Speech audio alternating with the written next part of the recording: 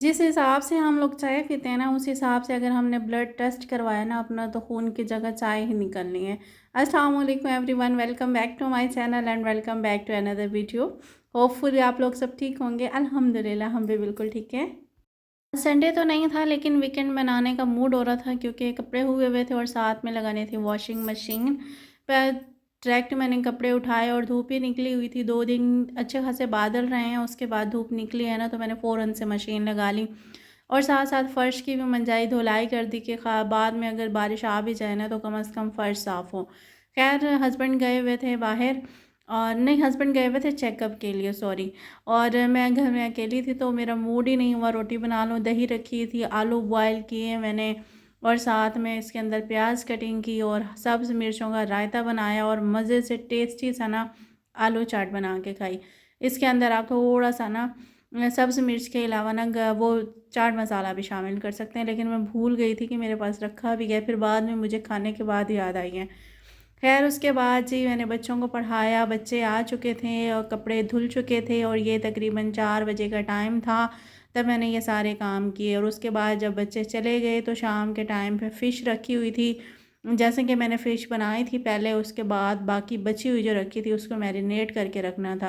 अगर कोई भी चीज़ आप लोग मँगवाते हैं ना, तो उसके अंदर से कुछ अगर आप बचा-बचू के रख लें ना, तो बाद में वो आपके बड़े काम आती है। तो मेरा मूड यही था कि मैं फ़िश को ना सालन बना के ना खाऊं, क्योंकि इतने सारे इसके अंदर कंडे होते हैं ना, कांटे होते हैं सॉरी। तो वो कांटे वगैरह जो होते हैं ना, वो खाते टाइम इतना इतना तंग करते हैं। मैं तो 1 घंटे तक ना रोटी को और ना फ़िश को लेके बैठी रहती हूँ। वैसे इसको खाना बड़ा जान जान जोखिम का काम ही है।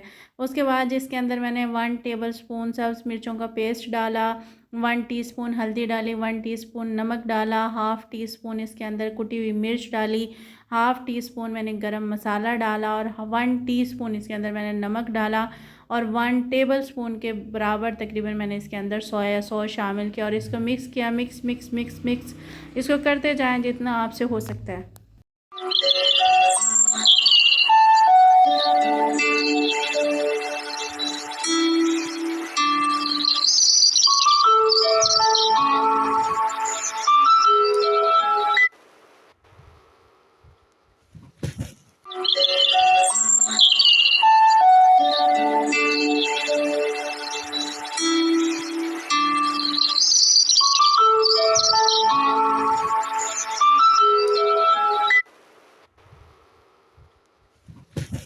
इसको मैंने अच्छे तरीके से मिक्स किया दही को और सारे मसाला जात को, और दही मैंने कोई नाप तोल के नहीं ली, ऐसे ही मैंने बर्तन उठाया और बर्तन के अंदर से ऐसे ही उंडेल ली। अब ये 1 पाव है या 1 पाव से ज़्यादा है मुझे नहीं पता। अगर आप घर पे बनाएं ना, तो आपने ऐसे ही ना अंधाधुंध चीज़ें यूज़ करनी होती हैं। मैं भी सेम ऐसे ही करती हूँ। जो बाहर से चीज़ आती है ना, उसके नाप पैमाइश का तोल का हमें पता होता है, लेकिन घर में जो चीज़ मौजूद होती है उसको हमने ना नापना होता है, ना ही हमने उसको ना देखना होता है कि कितनी है। बस अंधाधुंध हमने इस्तेमाल करनी होती है, अंधाधुंध हमने करना होता है। ख़ैर फिर सारा हो चुका था।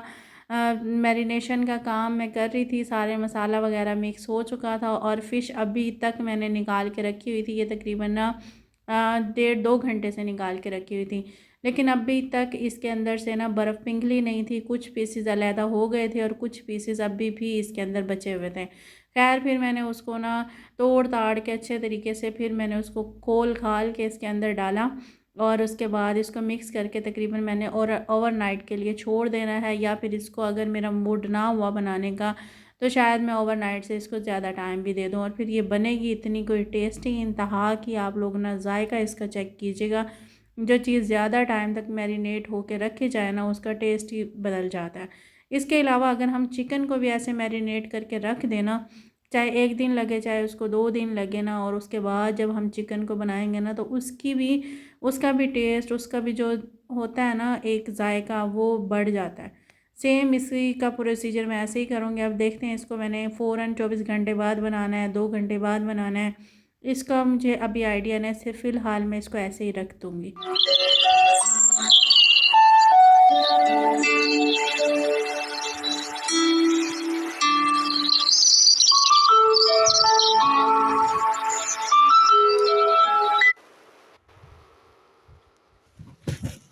मैरिनेशन फंक्शन के बाद से आ जाती है पेट पूजे की बारी। और सुबह मैंने ये अंडे और आलू बॉयल करके रख लिए थे और अब मैं ये आपसे 2 दिन पहले का व्लॉग शेयर कर रही हूँ। बीच में अब मैं वक्फे ले लेती हूँ। व्यूज़ इतने इतने कोई कम आ रहे हैं, आप लोग ना वीडियो को लाइक करते हैं ना फुल वॉच करते हैं। आजकल ना बड़ी डीमोटिवेशन चल रही है, इस चक्कर में ना तो व्लॉग्स भी डेली नहीं आ रहे हैं। आप लोग जल्दी से वीडियो को लाइक कर दें और लाइक शेयर और सब्सक्राइब भी कर दिया करें और वीडियो को फुल वॉच कर लिया करें ताकि डीमोटिवेट ना हो बंदा और बीच में गैप लेने छोड़ दे। और उसके साथ मैंने सालन को रखा हुआ था, साथ में जो टमाटर और प्याज और जो चीज़ ना मैंने सालन के अंदर डालनी थी ना उसको मैंने सिंपली पानी के अंदर बॉयल करके उनको थोड़ी देर पका के जब वो गल गुल गई ना तो उसको मैंने ना ब्लेंडर में डाल के अच्छे तरीके से ब्लेंड कर लिया था। और साथ में ही सब्ज़ी आ चुकी थी और मसाला वगैरह मैंने उधर ही छोड़ा और साथ में आके सब्ज़ी निकालना शुरू हो गई क्योंकि हफ़्ते की ग्रॉसरी हफ़्ता बहुत जल्दी नहीं आ जाता। अभी मैंने पिछले हफ़्ते की शेयर की थी, फिर दोबारा से हफ़्ता आ गया। अब के बाद ना सर्दियों की मैंने फ़्रेश चीज़ें मंगवाई हैं। पहले मेथी मंगवाई और मूली मंगवाई है। मूलियों का पराठे खाने को दिल कर रहा था मेरा और साथ में इसी के अंदर से बचा बुचो के हमने पराठे भी बनाने और साथ में थोड़ी सी भुजिया भी बनानी है। मटर मंगवाए थे, मटर मिले नहीं थे और पता नहीं मिले नहीं है या फिर भाई साहब लाने वाले भूल गए हैं, जो भी है। फिर उसके बाद जी ये सारी चीज़ें मैंने अरेंज करके रखी, शापनों से निकाली। नीचे मैंने रोटियों वाले रुमाल बिछाए ताकि टेबल के ऊपर जो चादर बिछी हुई है ना वो ख़राब ना हो, क्योंकि बाज़ औक़ात इनमें बहुत सी चीज़ें ऐसे गली हुई भी होती हैं, बहुत सी चीज़ें ख़राब भी होती हैं, मिट्टी भी लगी होती है। अगर मैं इसको ऐसे डायरेक्ट चादर के ऊपर डाल दूँ ना तो वो ख़राब हो जाएंगी। गोभी इतनी कोई ज़बरदस्त मज़े की और फ्रेश आई है ना, एक भी दाग उसके ऊपर नहीं है। गोभी देख के जी दिल खुश हो गया। लेकिन जो अमरूद आए हैं ना वो उसमें अच्छे खासे यानी कि ख़राब से हैं। अमरूद यानी कि ना नॉर्मल से हैं, केले भी ऐसे ही हैं, लेकिन सेब और गोभी अब की बार और मूलियाँ बड़ी ज़बरदस्त आई हैं। कड़वी बिल्कुल भी नहीं है। मैं इनको जब कटिंग कर रही थी ना, कटिंग करते करते मैं हाफ़ मूली तो ऐसे ही खा गई थी।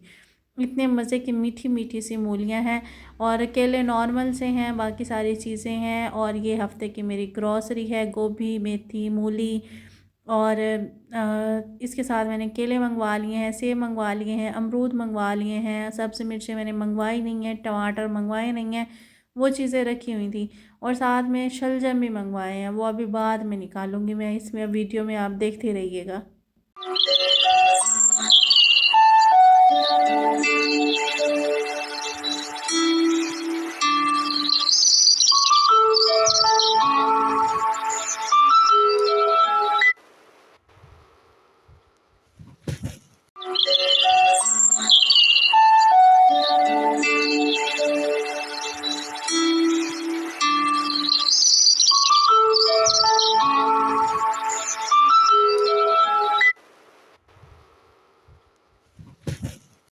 आज बड़ा सारा ब्लेंडर मैंने किया हुआ है। आज मैंने ट्राइपॉड लगाया नहीं है, हाथ से मोबाइल निकाल के और मैं चीज़ें हाथ में मोबाइल पकड़ के ना, सॉरी आज उल्टा पुल्टा बोले जा रही हूँ मैं।